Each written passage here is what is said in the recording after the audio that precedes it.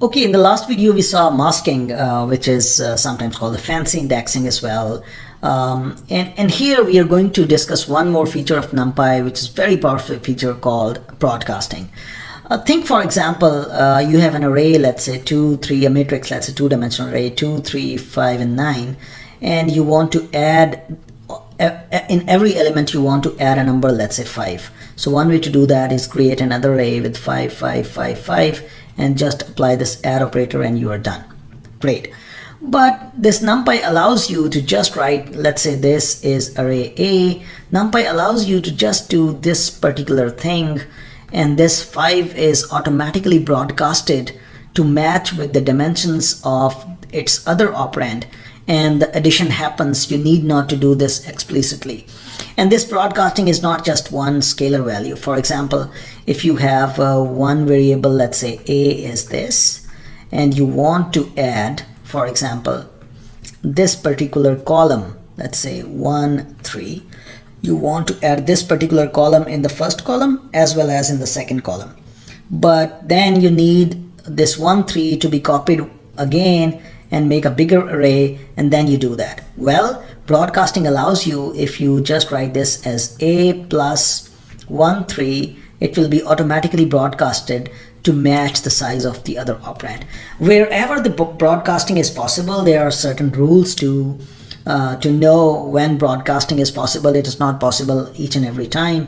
For example, if you have this matrix 2, 3, 9, and you have 4, 2, 1, let's say this matrix, and you want, for example, 2, 1, and 6, 2, for example, if you want to do that, the broadcasting may not happen because in this way, if I want to broadcast this structure should be, if the structure is broadcasted to in horizontal way, the two columns will be added and the addition cannot happen. If it expands to a vertical way, still the addition cannot happen. So this here you will get an error because broadcasting cannot happen.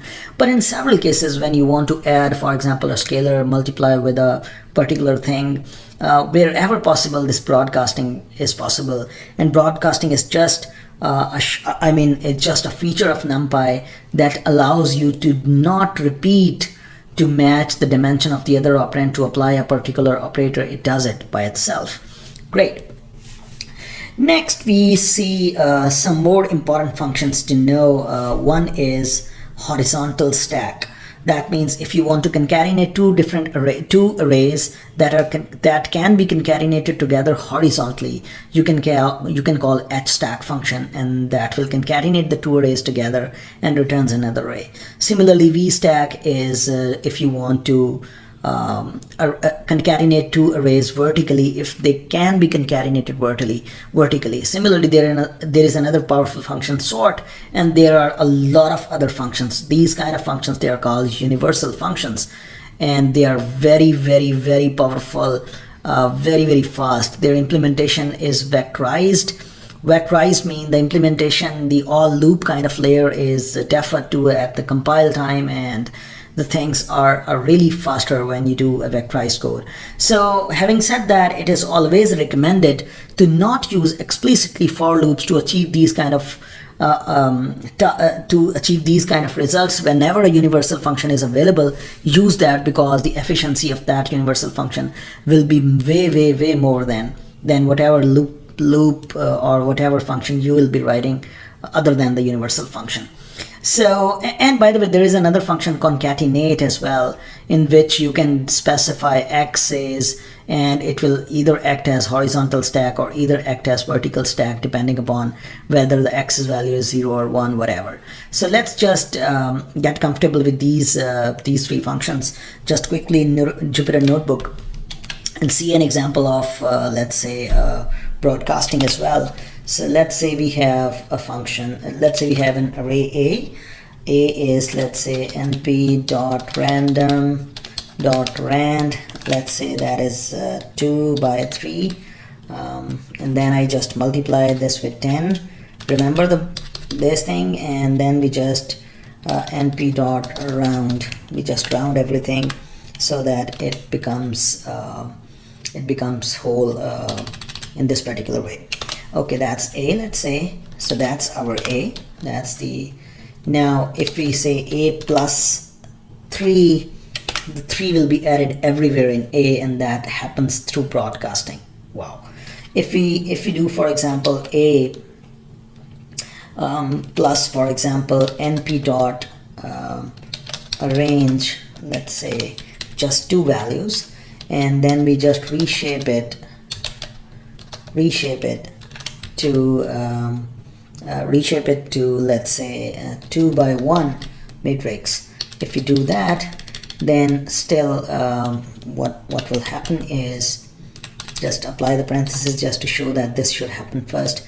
What will happen is there will be a column that will be added to every column in A, and that again will be happened through the broadcasting. So broadcasting is that powerful. Next, let's see the stack. So let's say this is A. Let's say we have B. That's another array. Let's say np dot random dot rand.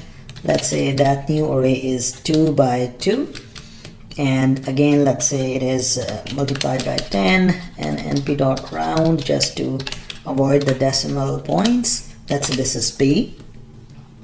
Now A is a 2 by 3 array, B is a 2 by 2 array.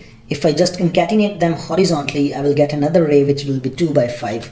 So C equals np dot h stack, horizontal stack, h stack, and I will call these A and B.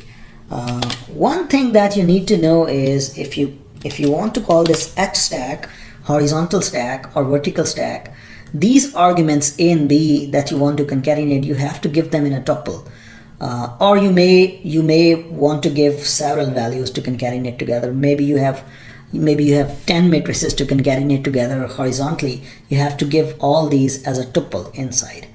Okay, great. Now similarly we can do a vertical stack if we want, one on top of the other, and we can call a concatenate function as well if we want. Third is a sort function.